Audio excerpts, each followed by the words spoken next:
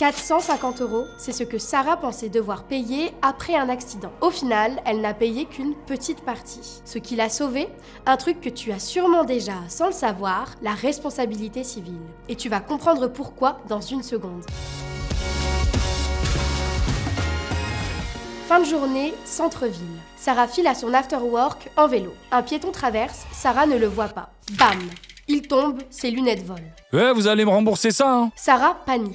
Elle pense déjà à sortir sa carte. Puis, elle appelle son assurance. Pas de souci. Votre responsabilité civile habitation couvre ce type d'accident. Résultat, l'assurance a indemnisé le piéton et Sarah, elle, n'a payé que sa franchise. Alors, la responsabilité civile, c'est quoi exactement? Le principe est simple. Tu causes involontairement un dommage, tu dois réparer. Sauf que, bonne nouvelle, ta responsabilité civile peut prendre en charge l'indemnisation à ta place. Elle est très souvent incluse dans ton assurance habitation. Par exemple, tu accroches un piéton en vélo ou tu blesses quelqu'un sans le vouloir pendant un match amical. Ta responsabilité civile couvre les dégâts que tu causes aux autres dans ta vie quotidienne. Et au-delà de ça, elle sert aussi dans plein de situations. Pour ton stage, on te demande souvent une attestation de responsabilité civile. Et pour la fac, elle est souvent obligatoire à l'inscription. Bref, elle te suit dans toutes les situations de ta vie perso ou étudiante.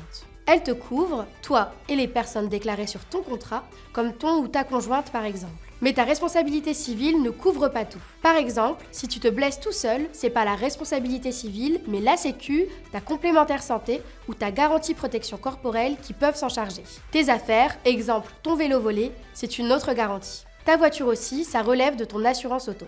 Et la franchise, elle dépend de ton contrat. Le plus simple, c'est de vérifier dans ton espace massif ou sur ton appli.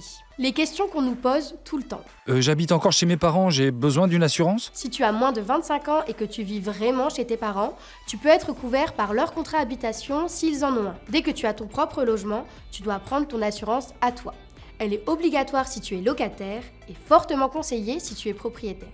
Ma copine va s'installer chez moi. Je la déclare? Oui, si elle vit sous le même toit que toi de façon régulière. Sinon, si elle cause un accident et qu'elle n'est pas déclarée, l'assurance peut refuser d'indemniser.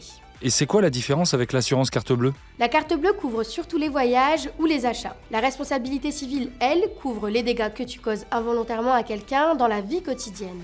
Et si c'est à moitié ma faute? Pas de stress, c'est l'assurance qui détermine les responsabilités. Laisse-les gérer, c'est leur travail.